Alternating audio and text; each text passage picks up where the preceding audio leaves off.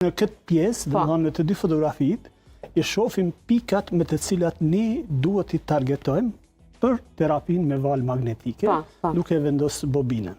Kjo është lobi i majtë, ky është lobi i djathtë. Domethënë, në këtë pjesë, në pjesën i kemi pikat e caktuara. Për shembull, si e thash më herët, në këtë pikën këtu dorzolaterale që është, i kemi disa prej smundjeve shumë karakteristike ku hyn edhe adiksioni, vashmëritë.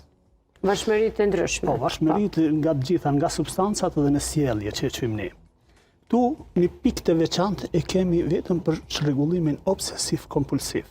Që do të thotë? OCD që i thënë, domethënë, që mandej mund të ashtu.